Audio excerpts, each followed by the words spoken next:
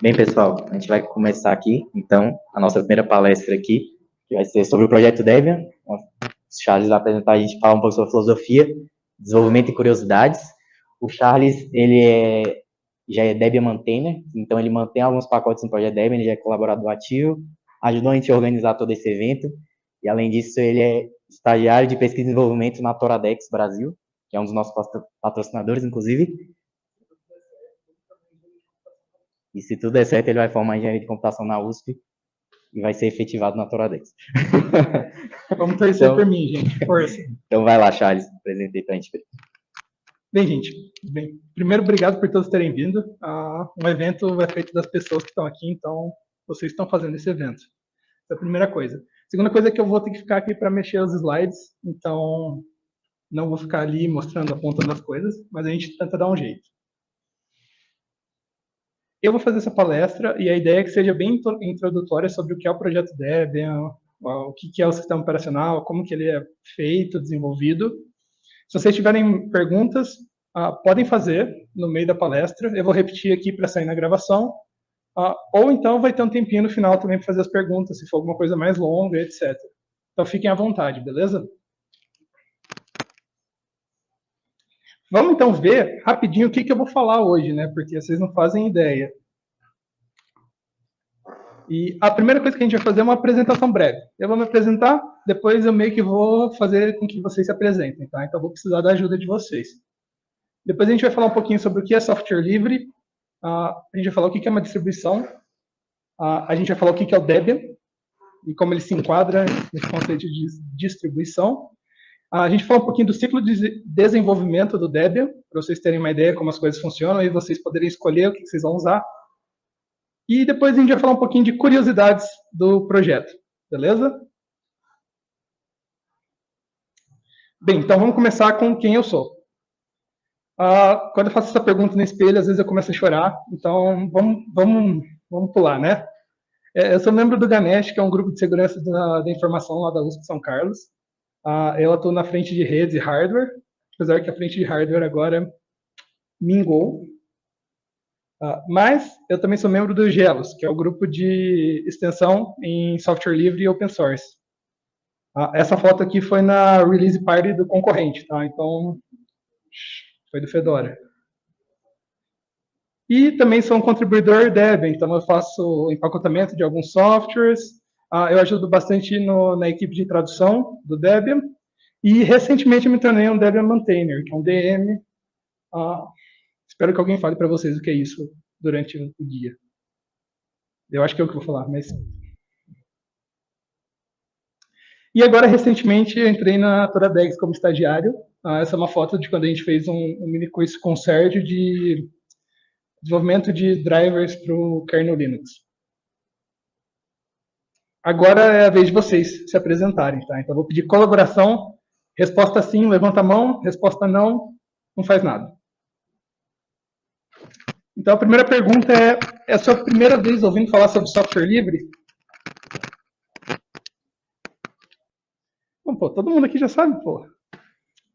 Vai ser fácil demais isso aqui. Beleza, agora você já instalou ou usa uma distribuição baseada em GNU Linux? Eu posso ir embora, gente. Não tem por que eu fazer essa apresentação aqui. Não, brincadeira, vai ficar gravado, eu acho. Beleza, você já fez alguma contribuição para um projeto open source ou de software livre? Legal, agora minha palestra está salva.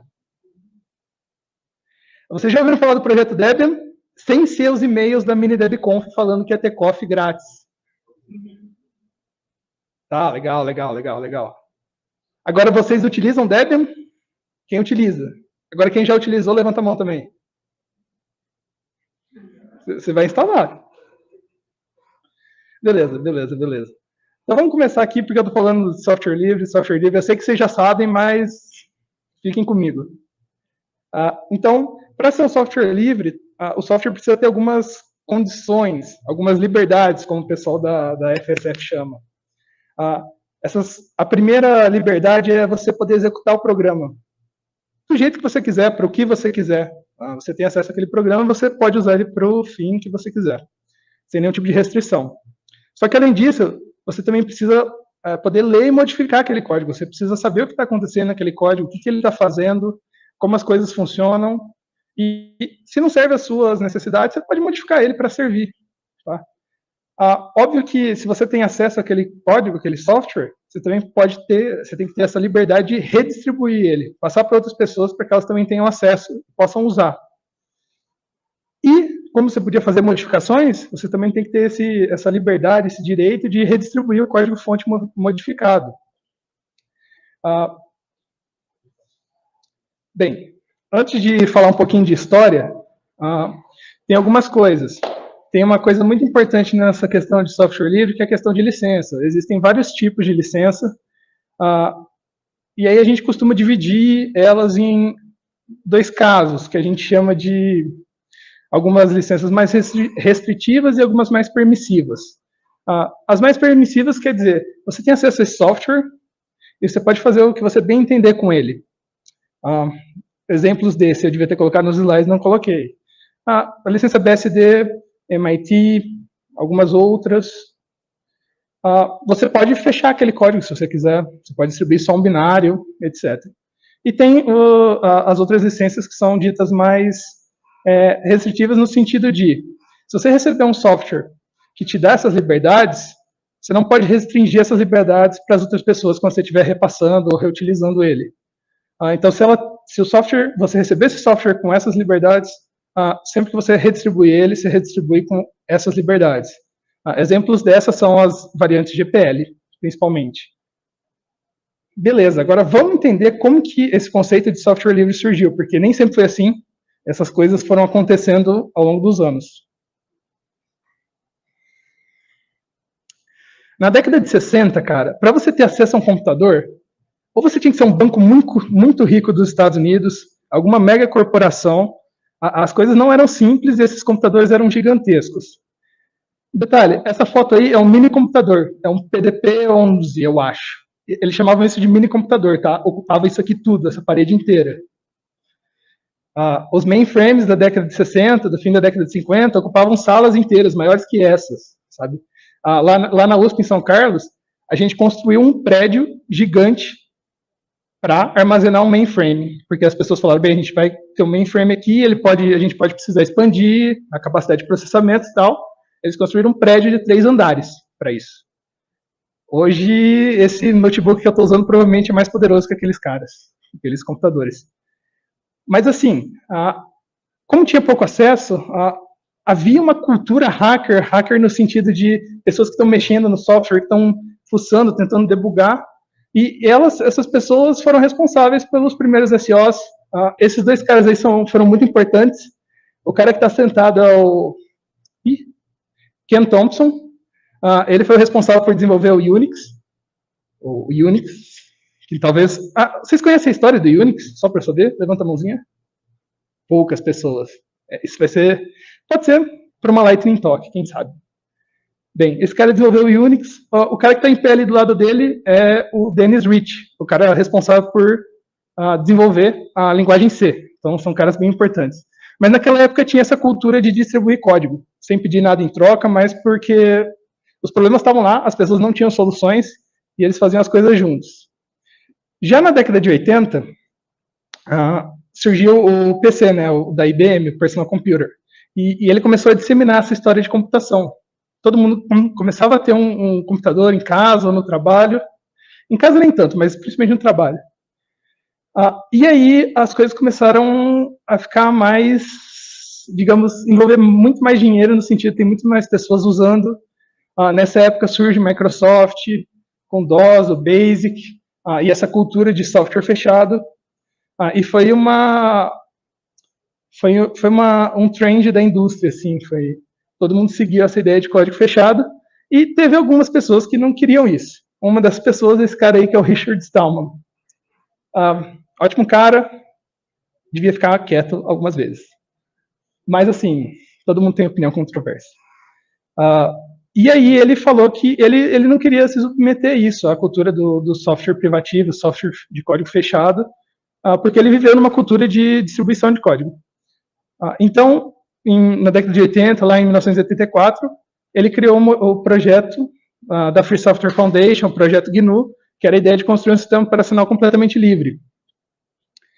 E eles começaram esse projeto e demorou muito tempo para começar a andar, porque não é simples, você precisa desenvolver toda uma cadeia de construção, você precisa desenvolver aplicações, você precisa desenvolver tudo livre para poder ter um sistema operacional livre. E a última coisa que faltava para eles, apesar de eles terem o desenvolvimento de um kernel, que é o HURD, a única coisa que faltava mesmo era um kernel.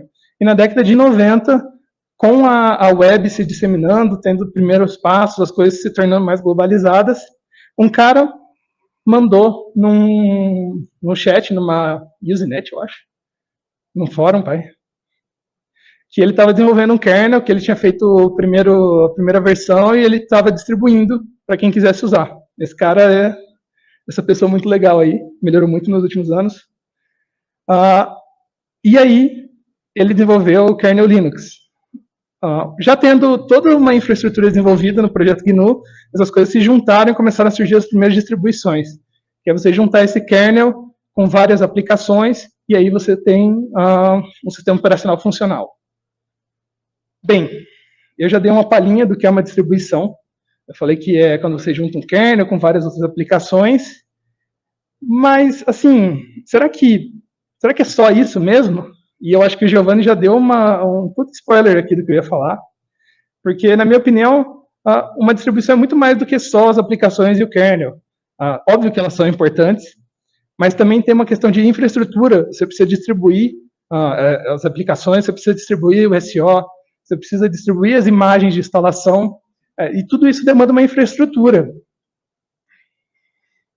Aqui, para vocês verem, são as máquinas que o Debian tem. O Debian tem 202 máquinas administradas pelo time de administração do Debian, os servidores. Então, não é uma coisa simples ter uma distribuição.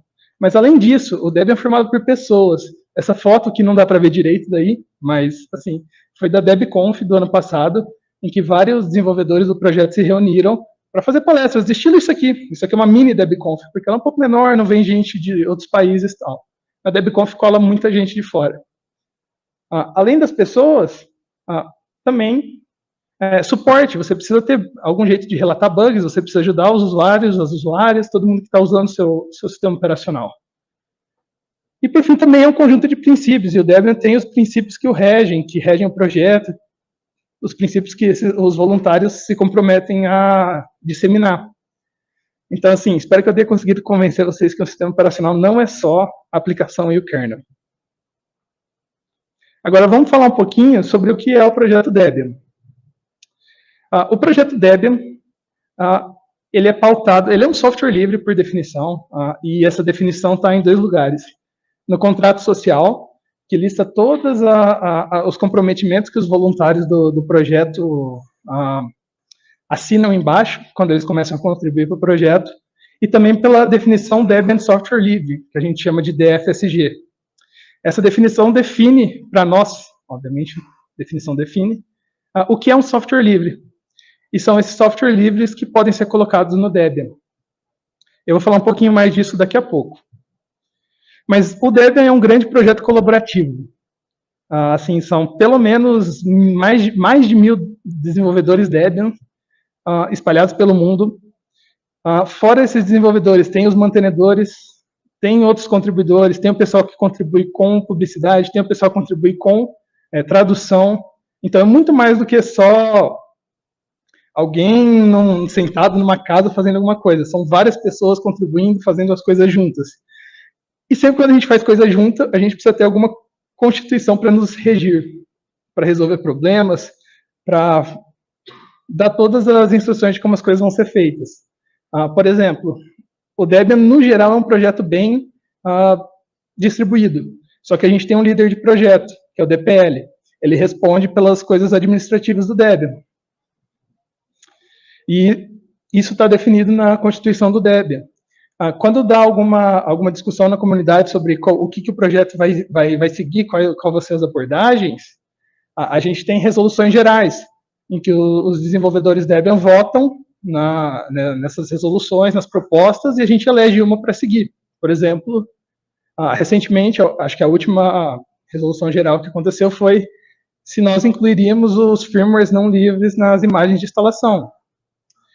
Foi feita a votação e essa proposta de incluir os firmwares não livres nas imagens de instalação foi aceita. E também teve uma modificação no contrato social, eu acho, para permitir isso. E aí, vocês podem entrar lá, porque tudo que acontece no Debian é aberto, eu vou falar daqui a pouco. Então, essas discussões acontecem em listas públicas. É muito legal de ver as discussões, os pontos e etc. Eu devia ter olhado aqui que eu ia falar sobre isso. Bem, tudo acontece transparentemente, então todas as pessoas têm acesso a ver como as coisas são construídas no Debian, como a infraestrutura do Debian é colocada. Todas as discussões ocorrem em listas de e-mail no IRC, que são coisas livres, são protocolos livres, estão hospedados em redes livres. Então, tudo que acontece no Debian é transparente para todas as pessoas, não só para os desenvolvedores, não só para os mantenedores. Agora, vamos falar um pouquinho do contrato social. Eu acho que eu estou um pouco atrasado nessa apresentação, então eu vou correr um pouco mais. Bem, ela define os princípios pelos quais os contribuidores assinam quando eles começam a contribuir. Ela foi criada em 97, depois de uma longa troca de mensagens numa lista de e-mail para definir os pontos desse contrato. E aí eu vou citar rapidamente os principais pontos. Na verdade, os 5 pontos do contrato social. O primeiro ponto é o Debian permanecerá 100% livre. Isso quer dizer, a gente só vai colocar software livre lá, a gente só vai usar software livre na infraestrutura do Debian. Além disso, a segundo ponto, a gente vai retribuir a comunidade de software livre. Então, se a gente acha algum bug, a gente prepara a correção e manda de volta para os desenvolvedores daquela aplicação, porque a gente quer retribuir a comunidade. Além disso, a gente não vai esconder nossos problemas. Então, é por isso que a gente faz tudo às claras, em listas de e-mail abertas. E as nossas prioridades são os nossos usuários, todo mundo que está usando o nosso sistema, e o software livre. Então, o foco é disseminar o Debian para que mais pessoas possam usá-lo. E, por fim, essa é meio, quando você lê, é meio estranha, mas o que quer dizer? Programas que não atendem nossos padrões de software livre. A gente não tenta evitar que as pessoas usem software que não é livre. A gente sabe que existem casos que você está preso àquilo e você precisa usar. Então, a gente não cria problemas para quem quer usar software não livre. E dentro do contrato social também tem a DFSG, que é a definição Debian de software livre. Então, ela define o que é um software livre para nós. Vocês vão ver que é muito parecido com aquelas 4 liberdades que eu falei antes. Então, a primeira definição precisa ter redistribuição livre. Você pode redistribuir o software independente de para quem ou como. Não pode ter nenhuma restrição com relação à redistribuição. Além disso, o código-fonte tem que estar disponível para todas as pessoas poderem ver. Tem que permitir trabalhos derivados. Tá? Se você cria um software, você tem que permitir que as pessoas usem ele para fazer outras coisas.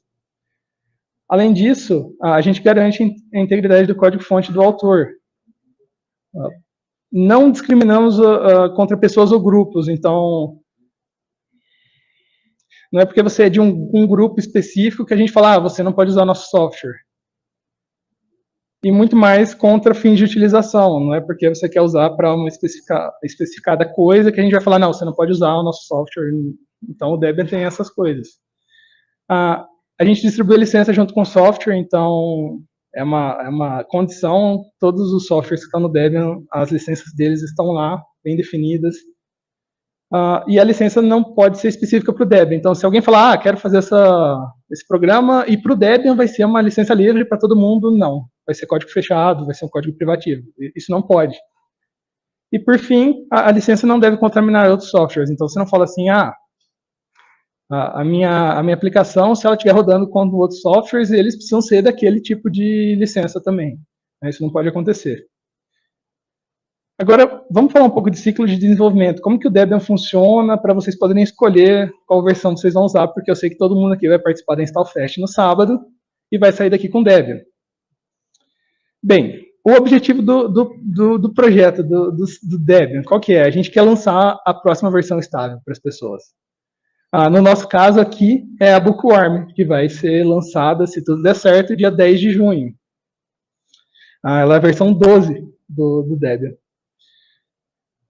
E aí, como que a gente faz isso? Bem, a gente tem que ter uma versão de desenvolvimento. Como que a gente transfere isso para uma versão estável?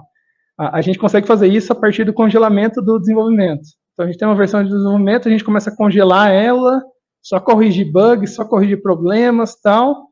Em algum momento a gente fala, beleza, ela está pronta para ser lançada. Mas vamos ver melhor como funciona isso.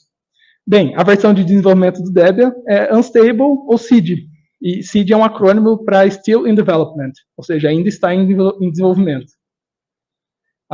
Todos os pacotes novos, né, quando os desenvolvedores preparam as aplicações para ser distribuídas no Debian, a gente chama isso de empacotamento, eles mandam isso para SID, para Unstable. E aí, a SID é a nossa principal de desenvolvimento, mas isso aqui pode quebrar alguma coisa bem legal. Normalmente, os desenvolvedores falam, não vou mandar para SID, porque tem gente usando, tal, a gente não gosta de quebrar coisas. Então, a gente tem essa outra versão, que é Experimental, ela é baseada em todos os pacotes da SID, mas quando você faz um upload para Experimental, você tem um pacote lá, um pouquinho, com uma versão acima da SID, e você pode testar as coisas e quebrar as coisas lá. Desenvolvedores, o Experimental quebra muito? Sim ou não? Sim, médio, tá. E o Unstable? Quebra muito? Não quebra. Não quebra. Falou que não quebra. Bem, a gente tem essas duas versões. Aí a gente tem a testing. A testing é sempre a nova estável. Então, por exemplo, o Bookworm ainda não foi lançado. Quer dizer que a testing agora é o Bookworm, é a próxima estável. Quando o Bookworm for lançado, a gente vai ter uma versão estável. E aí a próxima versão estável tem um nome específico que agora eu não sei. Alguém? O nome da próxima versão estável. Sem ser o Bookworm, próximo, 13. O codinome. Ninguém sabe, a 13. A versão 13, ela vai virar a nova testing. Mas então a gente tem Unstable, a versão de desenvolvimento. As coisas ficam na Unstable por algum tempo. E aí, depois de passar em testes automatizados, depois de um certo número de dias, elas migram para testing. Essa testing vai sendo desenvolvida, vai recebendo pacotes da Unstable. Em algum momento a gente fala, bem, está na hora de lançar uma Stable. Então a gente começa a fazer o congelamento da testing. Então tudo que começa a entrar lá, começa a ter um critério maior para poder migrar para testing. E aí a gente primeiro começa a congelar as ferramentas de construção. Então, as primeiras coisas são congeladas, junto com transições de bibliotecas, mas acho que não vem muito aqui ao caso sobre o que é isso. Mas primeiro a gente trava as ferramentas de construção. Depois de um tempo que isso está travado, a gente começa a travar os pacotes sem testes. Se você não tem um teste lá de integridade para saber se as coisas funcionam quando você coloca o seu pacote lá, a gente também começa a travar esses caras. Fala, esses caras não vão migrar para teste. No fim, depois de um bom tempo, a gente começa a fazer o congelamento de todos os pacotes. Então, tudo começa a ficar como está, e só correções de bugs pontuais são aceitas e migram para teste. E aí, em algum momento, a gente vai lançar a nova versão stable. Quando que é esse momento? A gente fala no Debian que quando estiver pronto, tá? Sim. Quando a gente julgar que tem poucos bugs RC, release critical, né, que são críticos ao lançamento, quando a maior parte dos pacotes que são importantes no Debian não tem RC, então, normalmente, esse ciclo demora em torno de 6 ou 7 meses, dependendo da versão. Já demorou mais, já demorou menos, em média.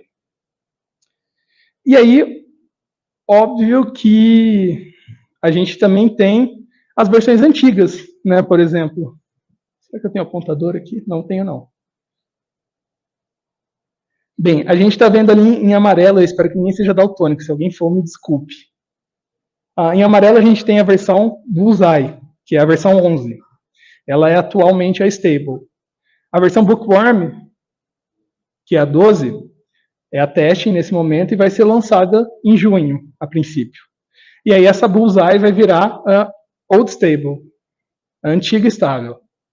E a versão anterior a ela, que é o Buster, vai virar Old Stable. Em algum momento, esses caras vão ser arquivados.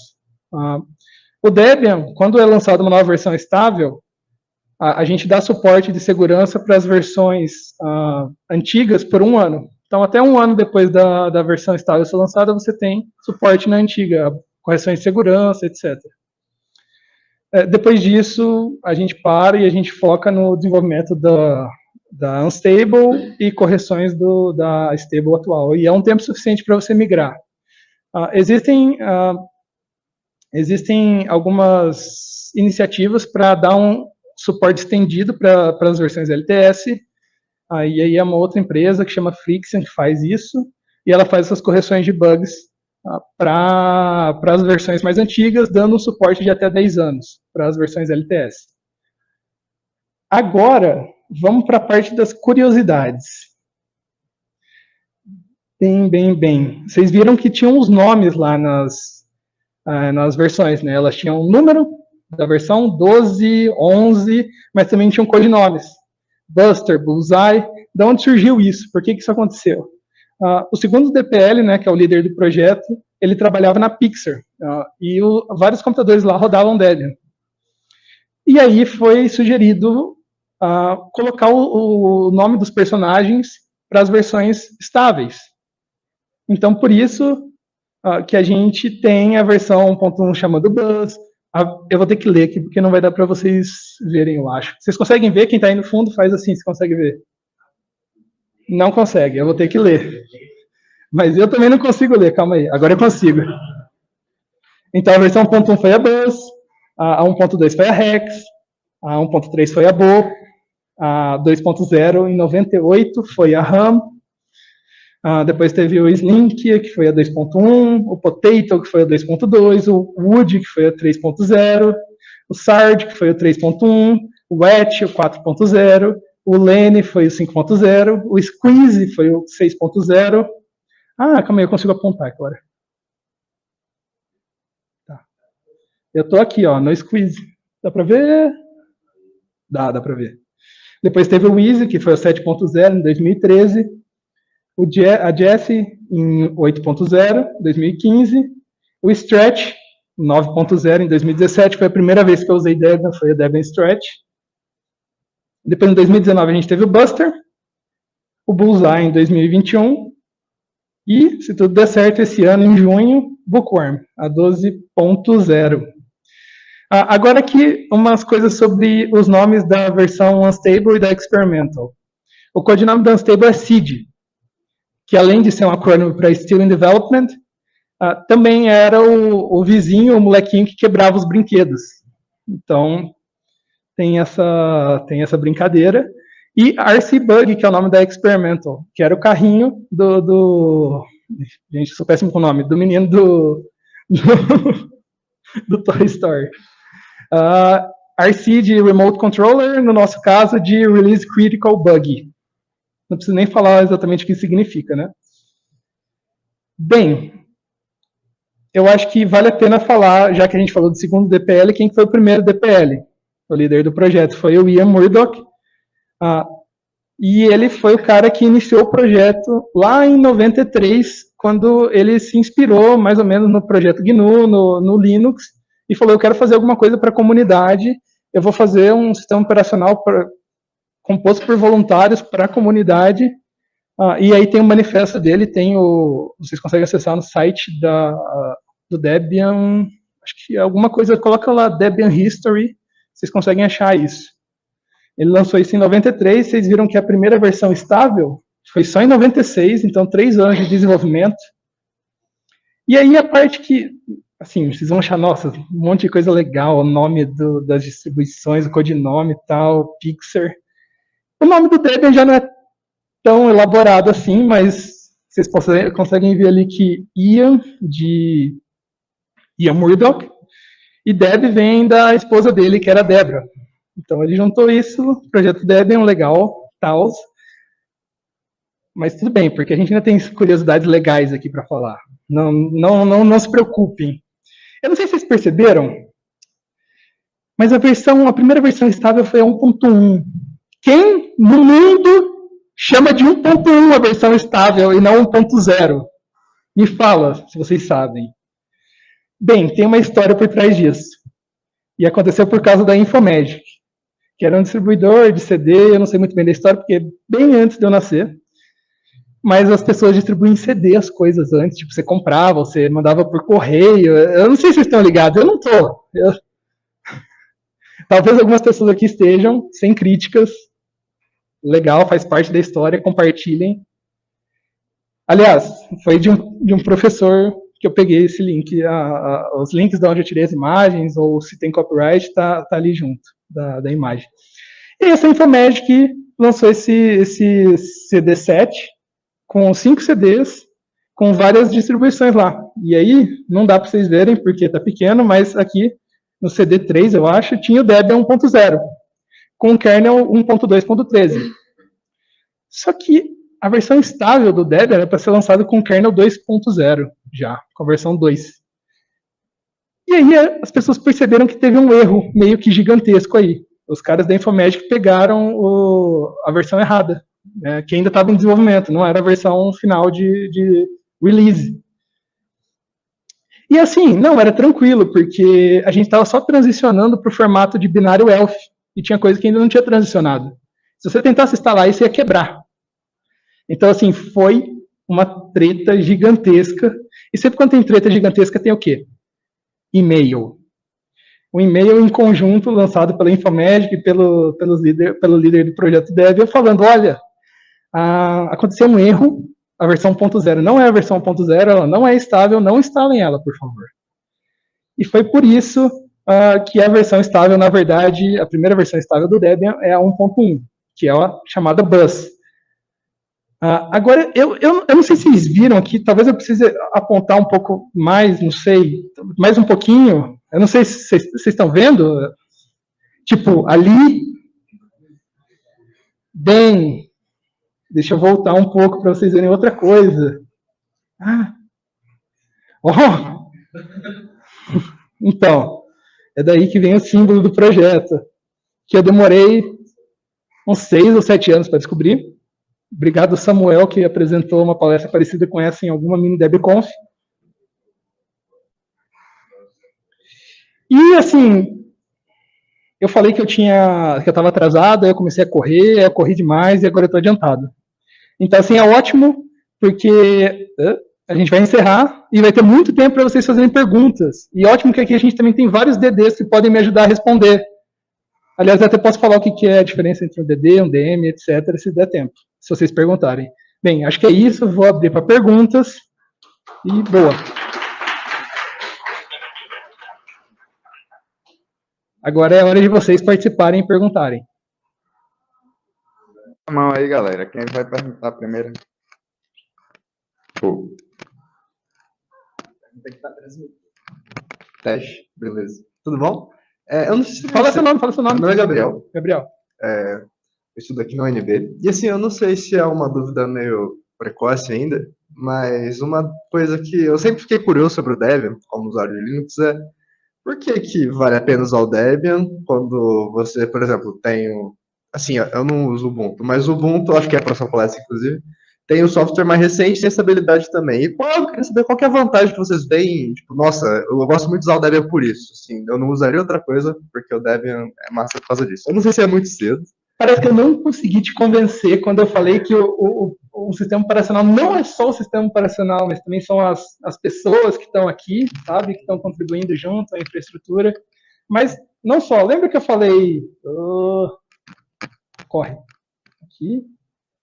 Das várias distros Debian. Uhum. Porque assim, tudo bem, você fala, eu quero ter software novo. Não tem problema, eu também. Eu gosto de software novo. Eu uso um notebook que eu posso atualizar todo dia, não tem problema. Se eu vou baixar, sei lá, 500 MB por dia de pacote, eu não ligo. Estou no notebook, tem internet, eu uso o testing. Você pode usar o Unstable, se você quiser as coisas mais novas ainda. Você pode usar o Unstable como seu... Em inglês eles chamam de daily driver, mas tipo, o PC que você usa todo dia. E DDs que estão aqui, quem usa... Não DDs, foda-se. Não podia ter falado isso. Aqui que vai sair no PeerTube não vai ser legal. Quem daqui usa Unstable, Debian Unstable no notebook? 3 pessoas. Vocês têm quebra? Vocês têm os softwares mais recentes? Tudo bem, você pode usar o Unstable como uma rolling release do Debian. Você vai ter atualização todo dia, praticamente. Quando está em freeze, nem tanto, mas são 6 meses que você fica meio defasado, depois as coisas voltam. Você tem o GNOME 3.42, talvez, 40, eu não sei qual que é o atual, mas é o atual. Agora não tem mais o 3 na frente, né? Só 44, GNOME 44. Tudo bem, você vai ter essas coisas mais novas se você usar o Unstable. Eu uso o teste porque eu falo, talvez seja bom deixar as coisas passarem em teste automatizado antes de eu pegar, mas se você gosta muito de resolver bug, usa Experimental. Agora, deixa eu voltar rapidinho só para a última coisa. Isso é se você quer ter atualização todo dia, você quer ter os softwares mais recentes. Mas, se você quer pegar um PC, instalar uma versão estável e não ficar mexendo nela, não se preocupar, você quer ter um servidor em casa para armazenar coisa, você instala o Debian Stable, você vai ter 3 anos de suporte, de correção de bug, de segurança, etc. Você vai ter um suporte estendido com o trabalho do pessoal da Fixer, até 10 anos de suporte de segurança. Você pode instalar e nunca mais se preocupar com aquilo. Se você tem banda limitada, mano, vai dizer que você, sei lá, você tem uma internet de escada. Não sei se existe mais hoje, mas tudo bem, é satélite. Você mora nos confins do universo, você tem internet a satélite. Você não pode ficar baixando 500 MB todo dia. Então, vale muito a pena você instalar o Debian Bullseye. Você deixa ele lá por 2 anos, ou tudo bem, você atualiza com atualização de segurança, mas aí é 1, 2, 3 pacotes a cada mês, alguma coisa assim. Ou quando tem reporte de problema de segurança. Mas tudo bem, você não gasta tanta banda, você não tem esse problema. E aí, depois de 3 anos, você pode ir numa cidade vizinha que tem Wi-Fi boa, você vai lá, atualiza seu PC, volta para tua casa e está tudo bem. Então, assim, eu acho que o Debian tem essa questão de pegar todo mundo e falar, cara, você pode usar o Debian como você quiser, no seu caso de uso, e tá tudo bem. Sabe, eu espero que eu tenha conseguido responder, pelo menos, mais ou menos. Provavelmente não te convenci, mas tá tudo bem para mim, assim. Olá, bom dia. Fala seu nome, por favor. Meu nome é Thiago. Eu vim aqui um pouco de intruso, que eu não sou exatamente um desenvolvedor de iOS, mas eu sou um cara de experiência de usuário. E um tempo atrás eu usei o Ubuntu. Na verdade, eu achei bastante amigável em termos de interface e tudo mais. E eu fiquei com uma coisa assim com relação às atualizações, porque de fato ele tinha um regime de atualização a cada 6 meses, mas praticamente demandava uma reinstalação a cada 6 meses. E se isso continua assim, ou se essa passagem para a nova versão ela é mais suave para o usuário final, que não é um cara de TI, entendeu? Tá. Aí tem uma questão diferente, e aí o Kanashi vai falar um pouquinho mais na próxima apresentação, que o ciclo de desenvolvimento do Ubuntu é um pouco diferente. Então eles lançam uma versão estável a cada 6 meses. Não deveria ser tão problemático para o usuário fazer essas atualizações. Sei que às vezes é. Às vezes o Debian também é. A gente, sempre que lança uma versão estável nova, a gente lança um manual de fazer o upgrade para a próxima versão. Porque às vezes você está usando alguma coisa que não é mais compatível.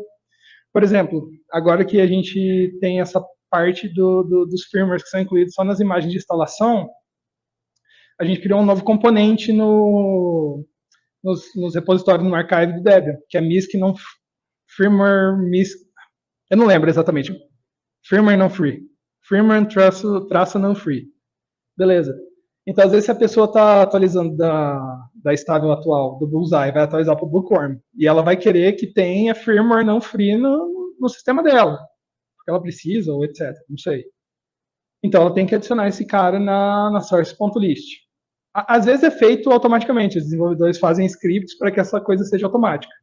Às vezes é um problema maior e demanda que o usuário tenha uma interação lá, faça um upgrade, faça algumas coisas de configuração no sistema. Eu particularmente uso Debian Stable numa RASP e eu já passei pelos processos de atualização. Foi bem tranquilo. Eu não tive nenhum problema. Assim, para casos de uso normal, assim, você tem um servidorzinho em casa, tal, você quer deixar, não vai dar muito pepino, você não vai ter que ficar lendo o manual de upgrade. Seria bom se você lesse, mas eu sei que, né, tempo e tal.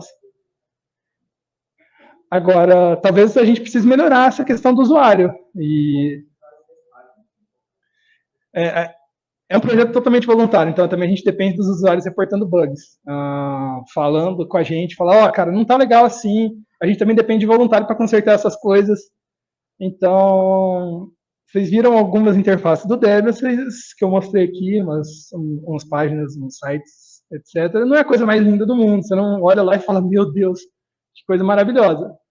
Mas funciona, consome pouca banda, funciona bem em CDN. Então, assim, tem prós e contras. Mas a gente depende das pessoas também contribuírem para o projeto. Espero que eu tenha conseguido mais ou menos responder. Opa, bom dia, meu nome é Davi. Uma pergunta um pouco mais técnica relacionada a empacotamento. Eu já empacotei para o Debian, né, no passado recente. Eu já estou mais com desenvolvimento, e só que sou usuário de Linux aí desde, sei lá, 2010. E a minha dúvida é mais em relação a como que vocês, empacotadores, enxergam esse movimento de Snap, de Flatpak, como que isso, se isso impacta em alguma coisa no próprio apt. Eu tenho essa dúvida porque, do ponto de vista do usuário, hoje você instalar um Flatpak é muito fácil. Né, principalmente nas lojas do Gnome, até para um usuário leigo mesmo, falando de UX, ele vai lá na loja, digita, sei lá, Spotify, tem um Flatpak, instalou, já começa a usar. O apt ele já não é tão amigável assim, né? Aí a minha dúvida é mais como que, do ponto de vista de empacotamento, vocês enxergam essa relação com essas novas tecnologias e o que o Debian pensa para o futuro, né, em relação a essa adoção. Eu não sei se eu quero responder isso. Não, brincadeira. Eu vou dar minha opinião, a opinião do Charles, que não é a opinião do Debian. Tá? O Debian não usa Snap. Tá? Por padrão, não usa o Snap. O Ubuntu usa o Snap por padrão. Essa é uma das, não sei se grande diferença, o Kanashiro vai falar mais depois. O Ubuntu usa o Snap, Debian não, por padrão. Contudo, o Debian permite a instalação. Lembra que uma das nossas coisas que estão no contrato social é a gente não vai ficar impedindo o usuário de fazer as coisas. Então, se o cara quer usar o Snap, ele que use, instale, a gente tem empacotado, tá lá. Eu acho que a gente tem empacotado, tá lá. Eu não uso, eu não faço ideia, não quero nem ver na minha frente. Cara, é questão de prós e contras, tudo tem seus prós, tem seus contras. Legal, facilita muito a vida do usuário. Também é mais pesado, tem um overhead maior. Óbvio que hoje em dia a gente, cara, esse meu celular tem 128 GB de memória de HD, disco físico. Então, assim, a gente pode ficar tacando coisa lá, etc. Mas outro dia eu fui dar um Docker prune no meu Docker Images prune no meu PC para remover as imagens que tinha lá de Docker, e eu tirei quase 100 GB. E assim, você instala o Debian em 20 GB tranquilamente, você instala o Debian e sobra. Você começa a instalar esse tipo de coisa, você cria overlays, etc., você vai ter um consumo de disco maior. Tem outros problemas, tem várias outras questões que a gente enfrenta, tipo acesso a hardware, quando você está fazendo essas coisas de isolamento, etc. Então, assim, não é simples. Se fosse simples, o Ubuntu já teria feito isso, está todo mundo usando, está todo mundo feliz, não está. Mas eu boto fé que também depende um pouco do usuário. É o que eu falo, dá para ele instalar Snap, dá para ele instalar Flatpak no Debian sem problemas. Aí, o Debian sempre tem essa filosofia de vamos fazer as coisas mais enxutas possíveis. Se o usuário quiser, ele pode fazer o que ele quiser no Debian.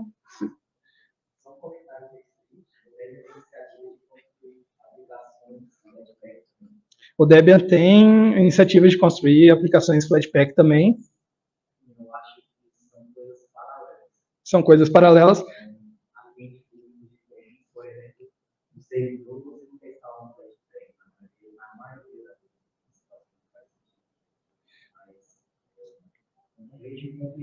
Tanto que tem alguns Flatpaks, inclusive, usam pacotes Debian para construir Flatpak.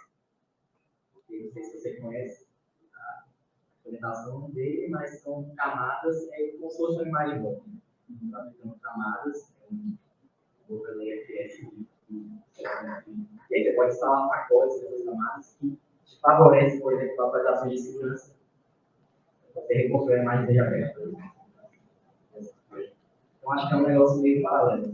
E assim, tem opiniões e opiniões, cara. Tem contribuidores Debian que falam, não quero ver Snap na minha frente, e tem gente que fala, eu adoro Snap. E contribui para o Debian do mesmo jeito, faz iniciativa de Flatpak, porque aquele negócio, é um projeto completamente descentralizado, voluntário, e as pessoas têm suas opiniões e elas trabalham com isso. E é um pouco disso. Tem mais uma pergunta, deixa eu só ver como a gente está de tempo. A gente tem mais 10 minutos, então preciso de mais umas 4. Tá de boa. Bom dia, meu nome é Matheus. Bom, só uma curiosidade aleatória, você mostrou aí o Richard Stallman, e esse maluco já esteve aqui na UNB em 2011, num rolê muito aleatório. Pesquisa no YouTube depois, é legal o vídeo. E a minha pergunta é, como ninguém perguntou, né, para você explicar a diferença de DM e DD. 10 minutos, eu tenho 10 minutos. Muito obrigado, Giovanni. Peraí, rapidinho, já emenda aqui então a segunda, peraí. Tá, enquanto isso eu vou falando que eu também fui na palestra do Richard Stallman lá no Instituto Federal de Araraquara, né? Instituto Federal lá, eles trouxeram o Stallman, fui na palestra, foi muito legal. Bom dia, meu nome é Pedro. Eu queria saber o seguinte, você disse que a próxima release vai sair com alguns firmwares proprietários direto na ISO, né? Só na ISO de instalação. Termina a pergunta, depois eu falo, desculpa. Eu queria saber se isso não entra em conflito com a ideia de que o Debian tem que ser 100% software livre. Eu acho que você vai ter que ler a lista de discussão daquela resolução geral. Assim, em pontos e pontos de vista, eu li algumas contrárias, eu li algumas a favor. Eu acho a coisa mais difícil do mundo falar sobre isso. Eu vou te dar 2 ideias que eu captei de lá. Tinha uma parte do pessoal falando, olha, a gente quer que o Debian seja o sistema operacional universal. A gente quer que todas as pessoas tenham acesso a software livre. E cada vez mais os desenvolvedores de hardware estão embutindo esses firmwares proprietários e sem os quais as placas, os circuitos, os CIs não funcionam. Então você vai comprar um hardware, você simplesmente não vai conseguir instalar o Debian, você não vai conseguir usar o Debian. E aí o raciocínio isso aí a gente está limitando o poder de disseminação do software livre. Então a gente tem que pelo menos deixar a pessoa escolher se ela quer instalar ou não aqueles firmwares. Que, no caso, o que foi decidido agora? A gente tem os firmwares necessários para bootar as máquinas, Wi-Fi e tal. Nas ISO de instalação, quando a pessoa está fazendo a instalação lá, vai falar, olha, o seu sistema está usando firmwares proprietários, não são de código aberto, que não são livres. Você realmente quer continuar com eles durante a instalação e depois do processo de instalação? Se você quiser, você precisa clicar lá e falar, eu quero. Tá? O usuário tem que escolher isso para ele. Depois, essas coisas também ficam discriminadas lá, quais são os firmwares e tal. E tem um outro pessoal que fala, não, olha, o Debian é um projeto livre, a gente não pode ter isso nas nossas ISOs. Não pode ter em nenhum lugar. Assim, meu sonho é que todo mundo rodasse Debian no mundo, então eu acabo tendendo um pouco para o lado, beleza, a gente vai ter que fazer esse meio do caminho e colocar nas ISOs de instalação. Porque, assim, é muito ruim quando você instala, você pega uma net install, né, que é uma imagem pequena de instalação, você faz a instalação, não detecta hardware, você tem um notebook, você não tem mais entrada Ethernet, você não tem um adaptador do USB-C para Ethernet ou etc. Você simplesmente vai cair num shell com um sistema base mínimo lá. E aí, quando você é um usuário que está instalando pela primeira vez, cara, isso é uma coisa que você fala, velho, eu não quero mais ver o Debian na minha frente. Porque você vai botar lá, vai subir um terminal, TTI, você tem que fazer o login lá, se virar, conseguir algum jeito de baixar aqueles firmware, se você quiser ter acesso à rede, ou então fazer alguma outra alguma gambiarra, alguma coisa, jeitinho brasileiro. E assim, sabe, é muito complicado você conseguir usar o software. Mas eu sei que tem opiniões contrárias da minha, aí eu sei que são opiniões válidas. O projeto em si decidiu por ter esses firmwares nas ISOs de instalação. Temos mais algumas perguntas? Senão eu vou... Então, tem a DDIDM. A sua pergunta é curta ou comprida? A dela, é. A minha é curta. Faz aí, então. Aí depois eu respondo de DDM. O Valécio aqui me contou que tem grupo de contribuidor para o Debian mais voltado para as mulheres. Eu queria saber assim, como é que funciona. O Valécio vai ter que contar pra gente depois. Debian 1. Não, eu sei que tem o Debian 1, mas eu não sei se tem encontros ativos, como que tá nesse momento. Fala aí. Aproveita que eu já Oi, encaixo. pessoal, bom dia. Tá, então já Se apresente. Pois é, eu sou Valécio, eu instalei Linux com disquete. Por correio? Chegou por correio? Enfim, e formatei o computador de Stallman também. Eu contribuo com o Debian há um bom tempo, e o Debian tem uma política de diversidade, que é muito importante para o projeto. E dentro dessa política de diversidade, tem o movimento Debian Woman, que elas se reúnem, e dentro da própria DebConf, tem um momento que se chama de BID, de encontro delas, que discutem os projetos, e as pessoas colaboram de diversas formas, né? E traduzindo, eu colaboro com a parte de artes visuais, eu colaborei desenhando Aliás, muito obrigado por tudo essa logo do projeto. Bom, eu não tenho... Do projeto não, o do projeto é um brasileiro, foi um concurso, mas essa do Mini DebConf. Mas é mais nesse sentido, assim, de a diferença de Ubuntu, não Ubuntu, a diferença de muitas distribuições para o Debian é que muitas distribuições têm uma chancela de uma empresa ou de várias empresas, da Microsoft, enfim, de N empresas. A Ubuntu é uma grande empresa, né? O cara, ele foi o primeiro turista espacial, e quando ele voltou, ele contratou um monte de desenvolvedor e pegou fez o fork do Debian e disse, vou fazer o Ubuntu e investir no marketing. Tanto que a gente recebia CDs no Brasil todo, o correio chegava a barrar a quantidade de CDs que chegava no Brasil do Ubuntu. Foi assim que ele fez a inserção do marketing. E é isso, a comunidade do Debian é feita por pessoas. Se eu não convencer e ele não convencer, depois a gente conversa mais. Vem para o evento e vamos conversando. Muito obrigado, Valécio. A gente precisa dar uma olhada se tem encontros do Debian 1 em algum momento que está acontecendo online. A gente pode ver isso e mandar um e-mail depois para vocês. DMDD. Algum DD quer explicar? Porque, tipo, eu sei, mas eu estou cansado de falar. Ele tem que dar outra palestra ainda, não vou ter voz depois. Tá bom. Existem várias formas de você contribuir com o projeto. Não é só empacotamento, como eu falei. Tem várias equipes de publicidade, de tradução, de divulgação, de eventos, de tudo. A gente precisa de gente para fazer tudo. Mas tem uma coisa específica do Debian, que é empacotamento de software. Então, você tem o Firefox, que é desenvolvido pelo pessoal da Mozilla, contribuidores de fora também e tal. E eles lançam o software deles, que é o Firefox. Só que o sistema operacional, como eu falei, são muitas coisas juntas, muitos softwares juntos, então você precisa ter políticas para fazer com que todas essas coisas rodem bonitinhamente juntas, sem quebrar coisas. Tá? Então, para isso, a gente tem várias políticas, várias regras que os softwares têm que seguir, tem várias coisas. A gente tem uma Debian Policy gigantesca sobre como fazer essas coisas. A gente tem o FHS, que é o File System Hierarchy, alguma coisa assim. Eles devem ser, a gente segue ela. Os softwares que usam precisam seguir ela. Tem alguns softwares que não seguem, então a gente precisa consertar essas coisas. Então, fazer um empacotamento é preparar um software para ele estar disponível no Debian, nos arquivos do Debian, para as pessoas poderem baixar e utilizar sem problemas. Legal. Para fazer isso, precisa de gente.